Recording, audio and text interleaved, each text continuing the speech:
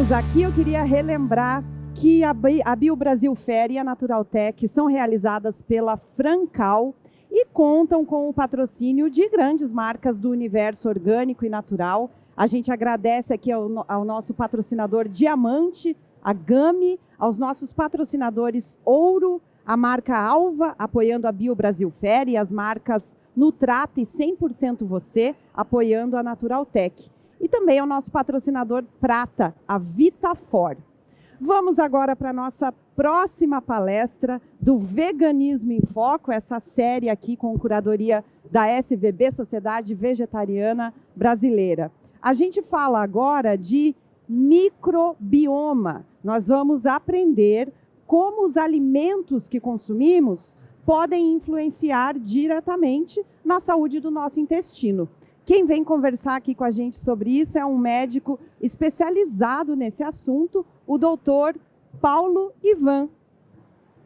Vem para cá, doutor Paulo. Seja muito bem-vindo. Lá, o Paulo está cumprimentando a Marcela.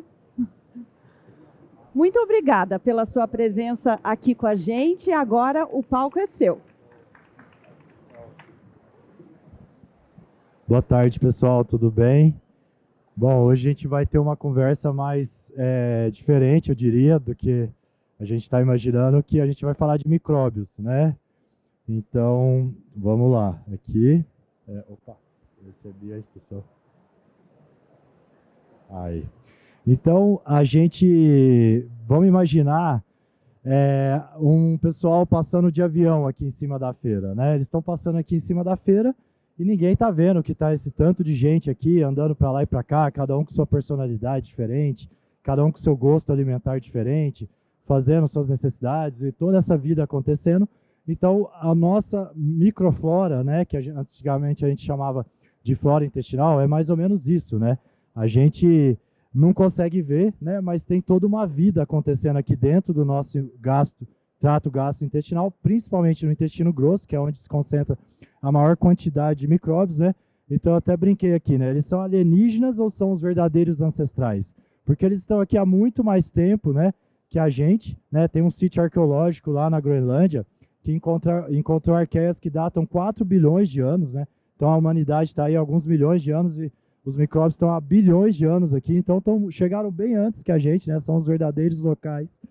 E também existem em número muito maior que nós humanos, né? Para vocês terem noção, apenas no meu polegar aqui tem mais micróbios que pessoas no estado inteiro de São Paulo, tá bem? E a ciência estima que existem 5 nonilhões de micróbios no planeta. Não dá para a gente ter uma estimativa muito precisa, mas só para vocês terem uma ideia, é um 5 com 30 zeros na frente. Vamos lá, aqui.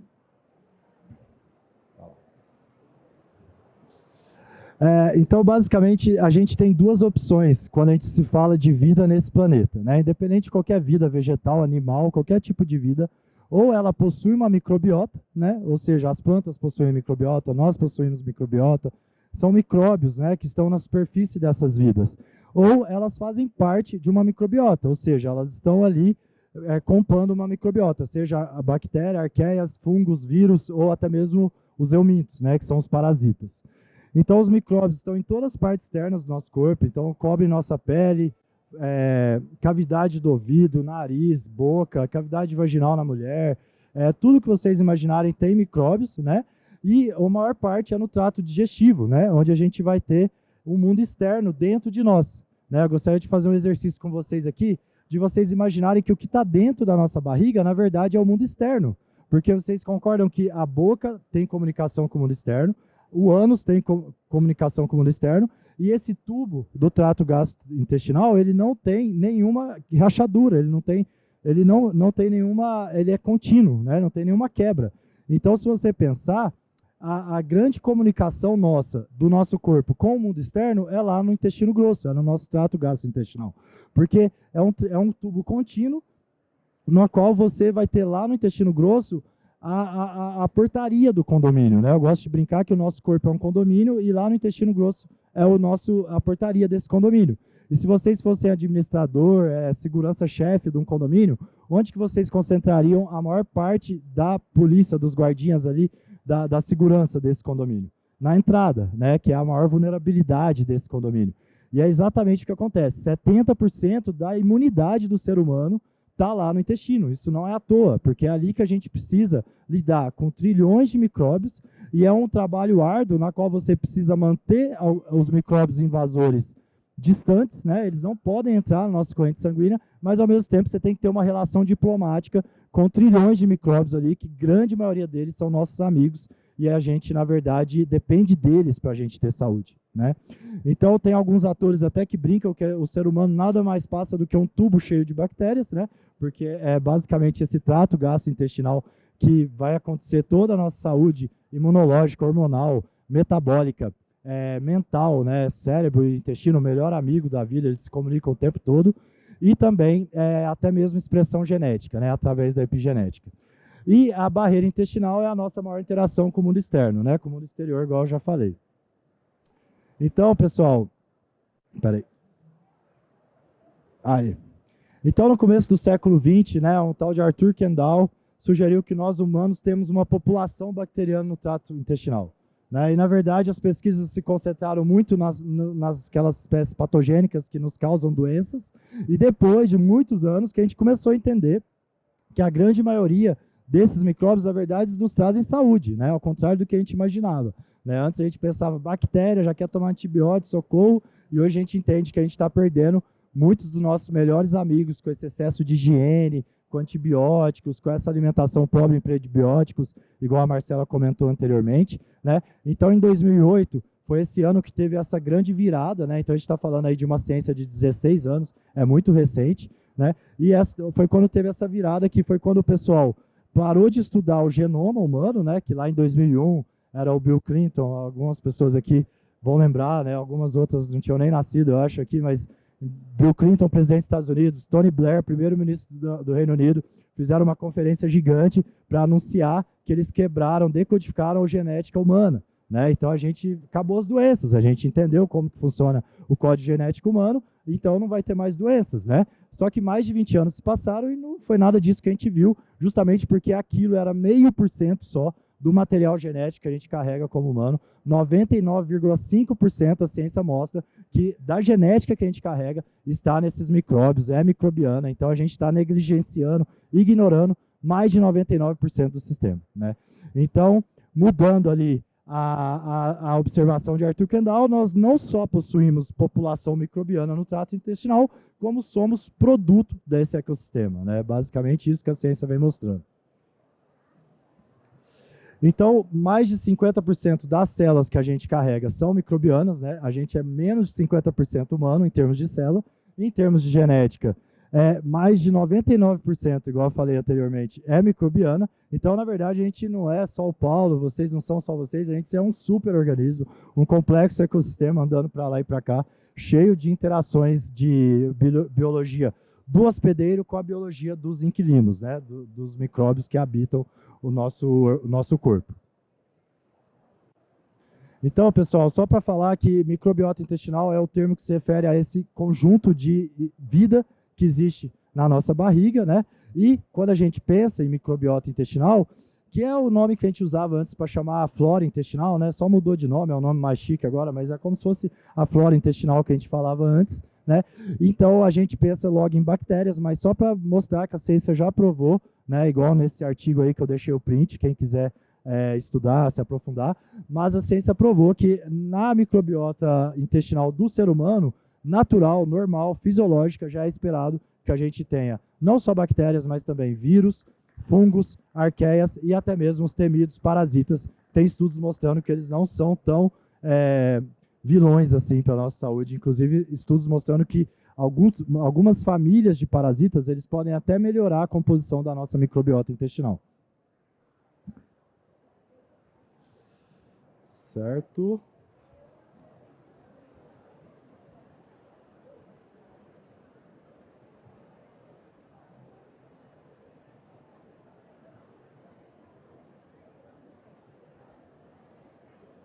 Opa. Tá. Aqui volta. Ai, tô apanhando aqui, hein? Aí. Então, para vocês terem ideia, cerca de 40% a 60% do material das nossas fezes é composto por micróbios, né? E por isso que, eu não sei se vocês já ouviram falar, que hoje em dia tem muita ciência, muitas pesquisas sobre transplante de fezes, né? Justamente porque 60% das nossas fezes é microbiana, né? Então, a importância desse transplante de fezes, por que fezes, né, virou remédio? Porque 60% são micróbios, né? E, opa, peraí que... E a gente conta de 300 a mais de 1.000 diferentes espécies, entendendo que quanto mais próximo de 300 a pessoa tiver, menos saúde ela tende a ter, e quanto mais diversidade, né, como tudo, como qualquer ecossistema. Eu não sou biólogo, tem algum biólogo aqui? A gente, mesmo não sendo biólogo, a gente pode assumir tranquilamente que biodiversidade é sinal de saúde de qualquer ecossistema. Então, eu acho que faz muito sentido quando a gente pensa que quanto mais diversidade a gente tem dentro da nossa barriga em termos de espécies, de micróbios, mais saúde a gente vai ter.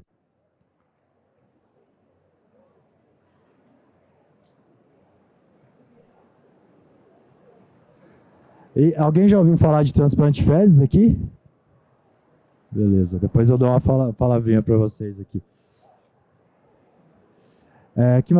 Que assunto estranho, né, gente? Mas é o que a vida me deu, né? Vamos divertir. Vamos se divertir. Vamos lá.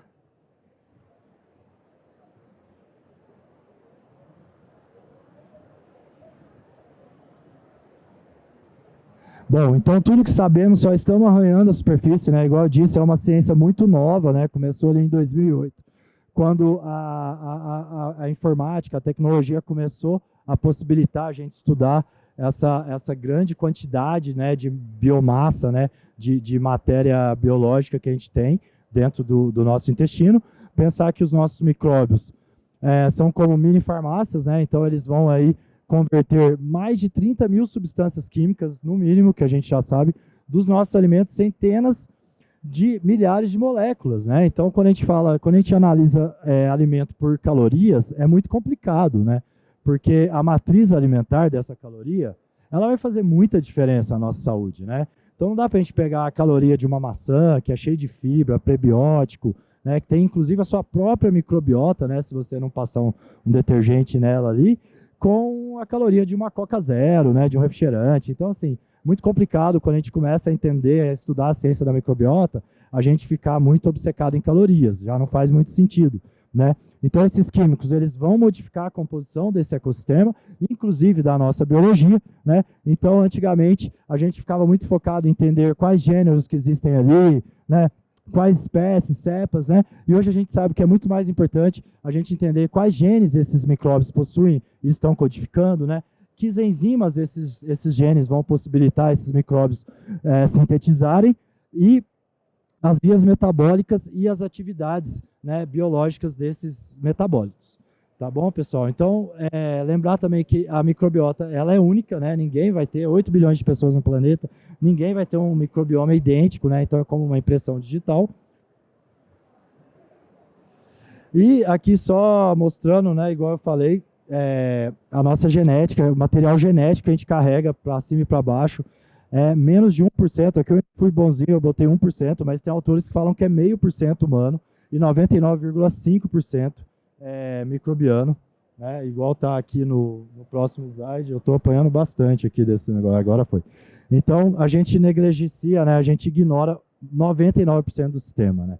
E isso é muito empoderante, né? Porque antes a gente era vítima da nossa genética, né? Ah, minha família tem essa doença, eu vou ter também e tal, a gente ficava como vítima. Hoje não, hoje a gente sabe que a gente tem 99% do nosso genoma, da nossa genética, ela é mutável, ela é otimizável, né? Você consegue melhorar essa expressão genética e assim mudar o curso da sua família, né? Se você muda o estilo de vida, é porque a gente também não repara que não só a genética a gente herda dos nossos pais, nossos tios, nossos avós, a gente também herda tem uma musiquinha aqui, vocês também estão ouvindo?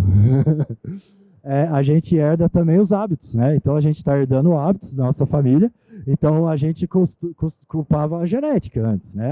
Tal, e sem prestar atenção que a gente também herdou os nossos hábitos, né? Os mesmos hábitos, né? E aí a gente sabe que se a gente muda esses hábitos, se a gente muda o estilo de vida, a gente acaba mudando a expressão genética e a gente não é mais refém da nossa genética.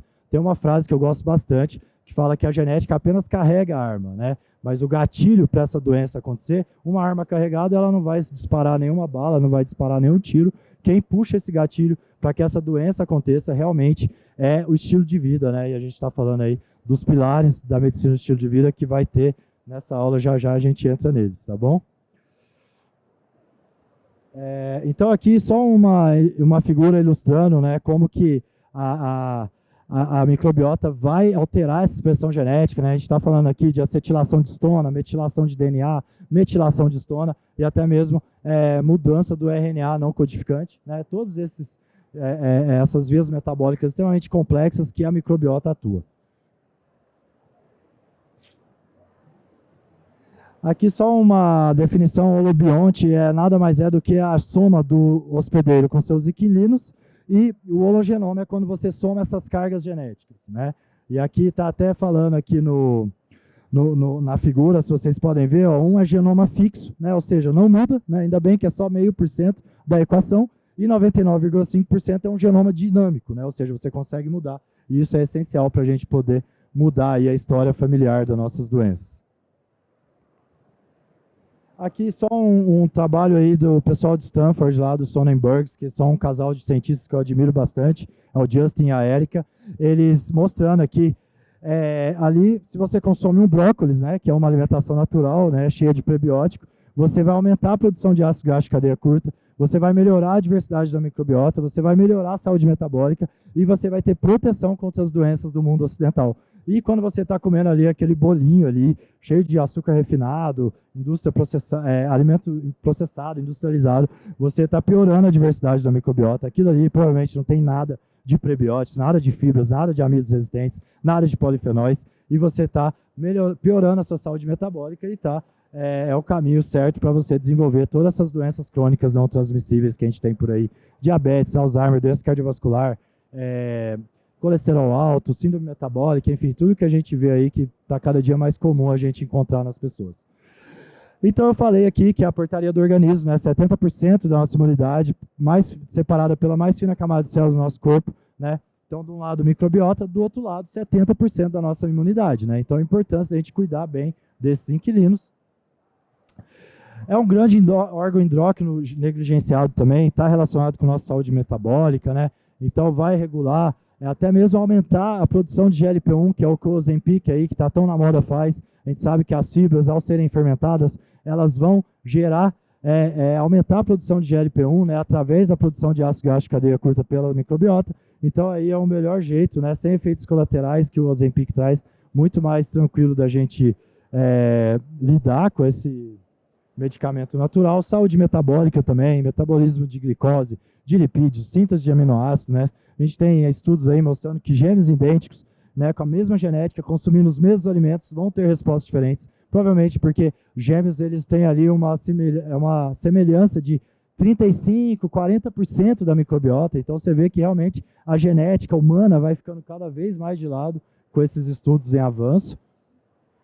Saúde mental também, mais de 30 neurotransmissores, 90 a 95% da serotonina produzida no intestino, 50% da dopamina. Esses ácidos graxos de cadeia curta que eu tanto falei aqui, eles conseguem atravessar a barreira hematoencefálica, que é como se fosse um filtro que tem no nosso cérebro para que qualquer substância não consiga entrar no nosso cérebro. A câncer, pesquisas recentes também com câncer, a ciência mostrando que o câncer tem sua própria microbiota. O MD Anderson lá nos Estados Unidos está liderando essas pesquisas, principalmente melanoma, né, que tem muita microbiota na pele, e pâncreas, que também está próximo ali do intestino, certo? Aí, nossa digestão, né? Nossa digestão de carboidratos complexos, né, que é a alimentação plant-based, que é o tema aqui desse palco, foi terceirizada para os nossos inquilinos, né? Então, se a gente tem uma alimentação com vegetais naturais, a gente precisa entender que a gente precisa cuidar da nossa microbiota para a gente conseguir digerir, porque elas têm mais de 60 mil enzimas para digerir esses alimentos, enquanto o nosso DNA humano tem só 17 enzimas, né? Então, a diferença que a gente tem para a gente depender realmente desses coisas. E quando a gente fala de FODMAPs, gente, FODMAPs, o que é o F do FODMAPs? Fermentable. Se é fermentable, tá tendo fermentação bacteriana, isso aí já está ganhando em saúde, né? Então a gente entender que FODMAPs são prebióticos, né? E aí a mesma coisa que a pessoa que cria, fala assim, nossa, eu não tolero feijão, né? Não vou mais comer feijão, deve fazer mal para mim. Não, a mesma coisa de uma pessoa que está lá na academia e está com dor ao malhar. Isso significa que a academia faz mal para ele? Não, significa que ele está errando em algum lugar, né? Ou ele começou com carga muito pesada, ou ele não tem frequência. Então, assim, eu gosto de comparar muito a microbiota, o intestino, com essa questão do músculo, né, da musculação. Se você está tendo sintomas digestivos, como gases, tensão, dores abdominais, eu não quero que ninguém aqui consuma alimentos saudáveis e tenha esses sintomas. Eu sei que é desagradável, inclusive às vezes é doloroso, né? Não quero que ninguém, eu tenho empatia aqui, tudo, mas a gente entender que o caminho não é excluir esses alimentos, e sim procurar um atendimento nutricional, procurar um atendimento profissional e conseguir melhorar essa microbiota, né? Inclusive as pessoas que têm síndrome do intestino irritável, doença de Crohn, essas pessoas não é que elas precisam ir para a academia e começar aos poucos, elas precisam primeiro ir para a fisioterapia, né? Fazendo uma analogia, e depois sim continuar. Então, assim, é tudo uma questão da gente manejar e entender que os alimentos naturais de origem vegetal, eles são sempre saudáveis. Se você não está tolerando bem, isso não significa que eles não são saudáveis para você, e sim que você não está com uma composição de microbiota saudável a tempo para conseguir digerir bem esses alimentos, e você consegue, né, melhorar, consegue otimizar essa microbiota, igual você consegue melhorar um músculo fazendo lá, tendo disciplina e fazendo tudo certinho o que o profissional de saúde te orientar, tá bom? Então aqui, prebióticos mais probióticos. Opa, será que eu apertei sem querer aqui? Espera aí. Então aqui, basicamente, essa é a soma que eu queria que vocês mais gravassem, que prebióticos, né, que são as fibras, os amidos resistentes, os polifenóis, quando eles são dados para nossas bactérias boas do intestino, que a gente chama de probióticos, eles vão dar origem aos pós-bióticos, né? Eu tô 10-0 para esse negócio aqui. Para voltar. Enfim, vão dar origem aos pós-bióticos, são os ácidos graxos de cadeia curta, acetato, propionato, butirato, principalmente butirato, e isso vai trazer muita saúde para a gente. São os compostos mais anti-inflamatórios já existentes, que a ciência já estudou, tá bom?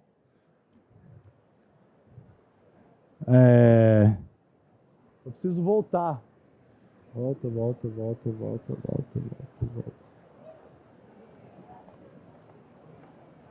Obrigado. Agora sim. Então, pessoal, eu trouxe essa figura só mostrando a formação ali. Você come fibra e aí a nossa microbiota vai recompensar a gente como num passe de mágica com essas substâncias. Aí, igual eu falei, as substâncias mais anti-inflamatórias, então a gente vê que ele não tem ação só intestinal, né?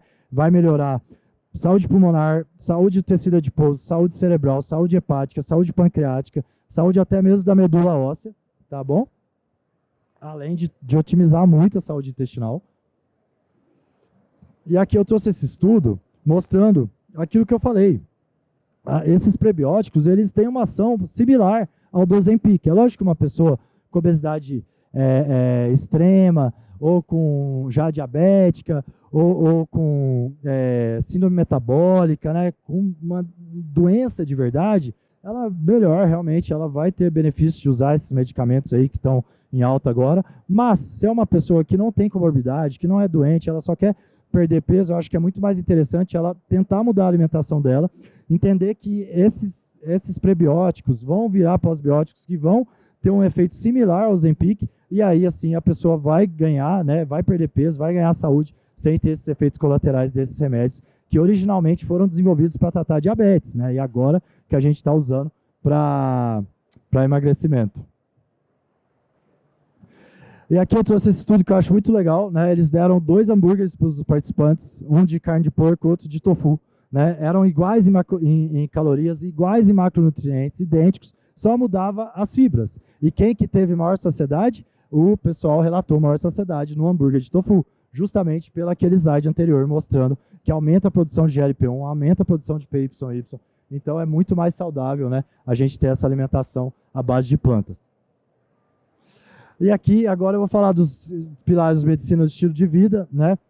Vou passar aqui bem rapidinho, mas só o que é a mensagem que eu quero com esses slides? É vocês entenderem que não é só a alimentação que a gente cuida da nossa microbiota. Quando a gente dorme bem, quando a gente faz atividade física, quando a gente controla o estresse, quando a gente tem conexões sociais e quando a gente evita vícios, a gente está cuidando da nossa microbiota também. E aí eu trouxe, para cada pilar, eu trouxe alguns estudos, né? Então aqui falando no começo do sono, né? O nosso sono é inegociável, muito difícil ter saúde sem ter um sono, né, saudável. Então, aqui esse primeiro artigo aqui em cima, ele mostrou que todas as vidas do planeta têm um ciclo circadiano. Isso implica que a nossa microbiota também tem ciclo circadiano. Então, a gente entender que quando um estudo igual esse amarelo mostrou que a gente tem mais sensibilidade à insulina de manhã, e conforme o dia vai passando, a gente vai perdendo a sensibilidade, vai tendo uma tendência à resistência à insulina à noite, isso significa que nada mais do que nossa microbiota, que digere nossa comida, acorda animadinha, cheio de vida, querendo viver, e à noite ela quer dormir igual a gente, né? Então,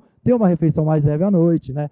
Comer uma coisa, comer menos, às vezes até fazer aquele jejum intermitente, se for fazer, é muito melhor você fazer tomando café da manhã e deixando de jantar do que o contrário, tá bom, pessoal? Aqui é a mesma coisa, só que um estudo mais recente mostrando que essa questão de não dormir bem, você está predispondo maior risco, desde síndrome metabólica até câncer, tá bom? Atividade física. Esse estudo aqui eu acho muito legal também, que relacionou a atividade física com microbiota, mostrando que quando a gente faz atividade física, a gente produz endocannabinoides. Esses endocannabinoides, eu não estou falando aqui da cannabis, a planta, eu estou falando de endocannabinoides que a gente produz dentro da gente mesmo, tá? Nosso sistema dentro da gente, de canabinoides, que vai fazer com que nossa microbiota produza mais ácidos graxos de cadeia curta, né? Então você vê, você vai correr, vai produzir endocannabinoides, aí a nossa microbiota vai nos recompensar com mais ácidos graxos de cadeia curta. Então mostrando como está tudo relacionado, tudo conectado, né? Aqui a redução de estresse, né? Estudos mostram que temos uma microbiota mais saudável quando temos menos estresse, né? Quando vivemos com menos estressados, né? O estresse piora a leaky gut, que é o intestino permeável, e diminui a produção de ácidos graxos de cadeia curta, né? Então, mais uma vez, né, a gente que vive aqui em São Paulo, sempre estressado, sempre procurar ir para a natureza, dar uma desestressada, meditação, yoga, né? Exercício de respiração. Tem vários estudos surgindo, mostrando como melhora a microbiota, né? Mostrando como a gente está tudo mesmo conectado, né? Então aqui, essa figura mostrando como a gente tem uma comunicação o tempo todo. Pensa aquelas adolescentes que ficam o dia inteiro no telefone, um falando uma com a outra, é tipo o nosso cérebro com o nosso intestino. Não tem como, eles estão o tempo todo falando um com o outro. É uma comunicação bidirecional, então o cérebro modifica o intestino modifica o cérebro, e a gente entender que a nossa microbiota ela está tipo, diretamente ligada com a nossa saúde cerebral. Então o tipo de comida que você escolhe colocar na sua boca tem muito a ver com a sua saúde mental. E aí vira um ciclo que se auto-perpetua, tanto para o mal quanto para o bem. Se você está comendo bem, você vai melhorar a sua saúde mental, aí você vai querer se cuidar mais, você vai querer fazer atividade física, você vai querer comer melhor, você vai querer reduzir estresse, e aí fica um ciclo positivo. O contrário também, se você come mal, você vai piorar a sua ansiedade, piorar a depressão, e aí você vai comer pior, e aí vira um ciclo que se auto-perpetua para o lado negativo.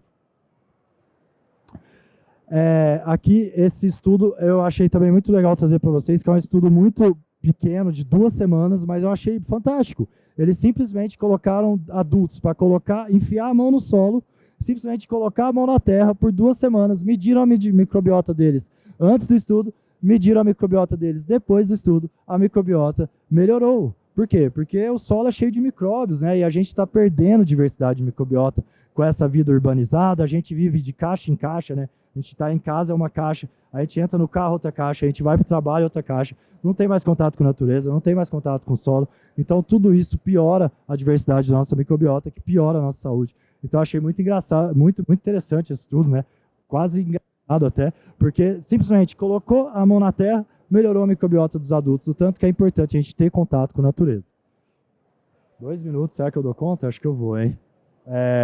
Aqui as conexões sociais, né? Então a pandemia foi péssima para a microbiota, né? Porque a gente não tinha mais contato com as pessoas. Quando a gente pega na mão, quando a gente conversa, quando a gente beija, abraça, a gente está trocando micróbios com as pessoas. Inclusive tem estudos mostrando que a gente tem uma composição da microbiota mais semelhante com a pessoa que a gente vive, com a esposa, com o esposo, do que com a nossa família, né? Para vocês verem que não está relacionado com a genética, e sim relacionado com o estilo de vida, né? Então, Esse aqui a gente sabe que a gente tem uma microbiota melhor quando convivemos com outras pessoas, né, probióticos naturais, e também quando a gente tem esse estudo com mais de 9 mil participantes, né, mostrou que as relações sociais moldam a microbiota, né, então família, amigos, pessoas e até pets, né, quem aqui tem pet?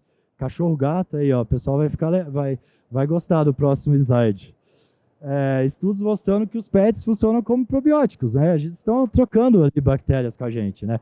Então, o contato íntimo com pets pode aumentar a diversidade da microbiota intestinal e reduzir até risco cardiovascular, gente. Acho muito interessante, é lógico que isso, tipo, sozinho não vai, né? Não adianta você ter pet e tá melhorando sua microbiota e tá comendo McDonald's e tá fumando, né? Bebendo tudo mais, mas já é uma ajuda ali que o seu bichinho, além de fazer você caminhar mais, além de fazer você feliz, ainda está melhorando a composição da sua microbiota.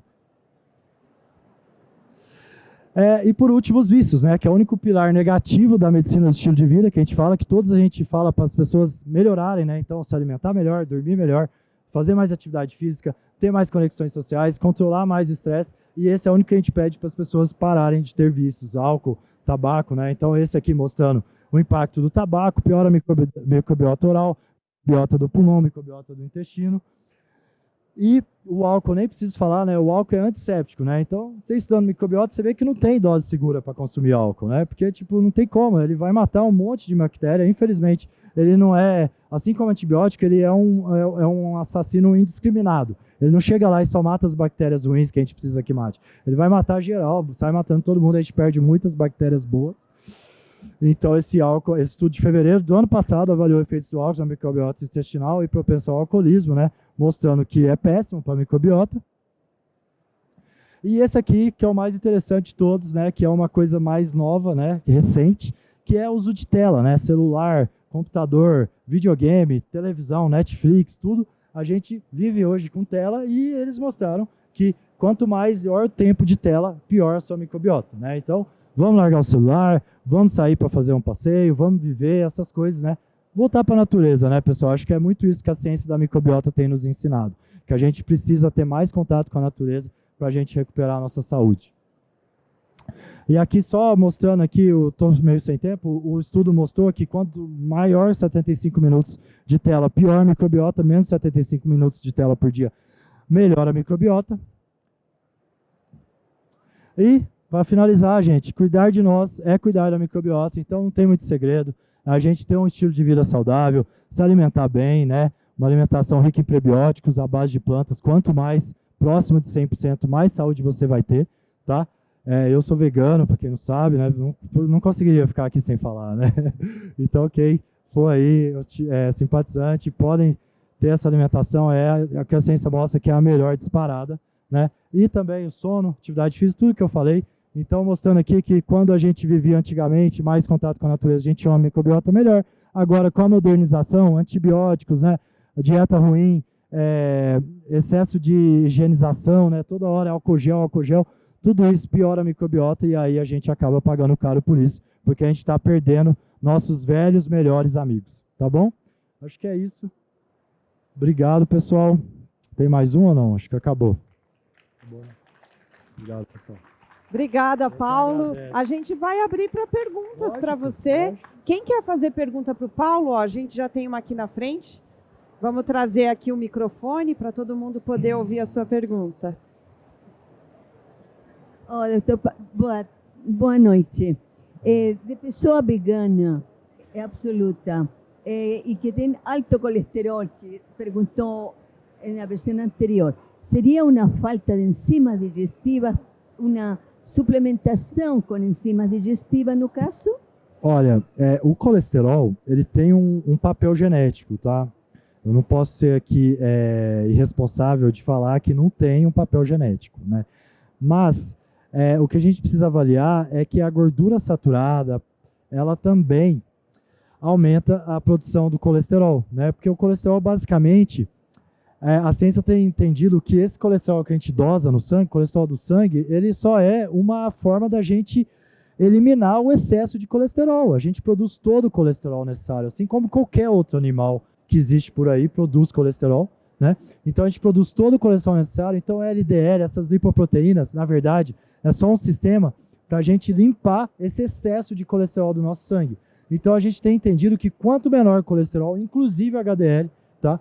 Melhor, né? Não tem que ter HDL alto, porque se o HDL é o que limpa a casa, por que ele vai estar alto? Não faz nem sentido, né? Se está alto é porque a casa está suja. Então a gente não quer que tenha nada de lipoproteína alto, nem LDL, nem HDL, nada. Tudo baixo. Agora, você precisa avaliar o seu consumo de gordura saturada, tá? Porque mesmo óleo de palma, azeite, esses óleos, né?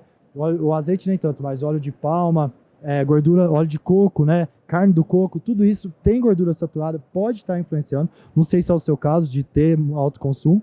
Se não, aí a gente cai mesmo na genética e aí eu acho que é até interessante você avaliar com o seu médico, fazer uma pequena porção, uma dosagem pequena, tanto dos medicamentos que inibem a absorção do colesterol no intestino, quanto os outros medicamentos, as estatinas, que diminuem a produção do colesterol no intestino, no fígado. Então fazer um combo que vai ser pequena dose dos dois, e aí você se protege dessa doença cardiovascular e consegue baixar os níveis. Tá bom? Só mais uma, alguém quer? Ali. Aqui, a gente vai levar o microfone para você, só um segundinho. E aí a gente encerra a sessão de perguntas e respostas. Doutora, eu queria saber a relação, é que esses estudos são bem novos, com relação ao eixo cérebro-intestino e as neurodivergências, o autismo, o TDAH. Muito se fala que retirar lácteos, retirar glúten, dá uma melhora, e outros dizem que não, que é só se a pessoa tiver alguma questão pessoal. O senhor poderia falar um pouquinho sobre isso? Sim. Igual você falou, é uma ciência muito nova, né? A gente está tentando entender melhor, é muito complexo, né? Pensa, tem bactéria que se ela está com vírus em cima dela, ela funciona de um jeito, se esse vírus não está em cima dela, ela funciona de outro jeito. É muito, muito louco, é muita informação, mas a gente tem alguma literatura científica sugerindo que se você tem uma microbiota otimizada, você tem uma melhora nesses quadros, né? Então, assim, você foi específica de lácteos e de glúten, né? O lácteos, pela ciência, eu acho que é muito interessante retirar por causa do colesterol, por causa da caseína, que é a proteína animal. As pessoas falam muito de lactose, mas hoje eu vejo a lactose como o menor problema do leite da vaca. Eu acho que o problema do leite da vaca é a caseína, a alfa-beta-lactoglobulina, né? As proteínas, né? A lactose é o açúcar. A gordura saturada, o colesterol, tudo isso. Agora, o glúten, quando você olha para a ciência, você vê que o glúten ele só faz mal para quem realmente tem doença celíaca. Para quem não tem doença celíaca, ele não tem... A gente vê na ciência que tem um estudo com mais de 100 mil pessoas acompanhado por mais de 20 anos. A conclusão do estudo foi promover a dieta gluten-free em pessoas sem doença celíaca deixa elas em maior risco cardiovascular, né, que é a maior causa de morte do planeta, né?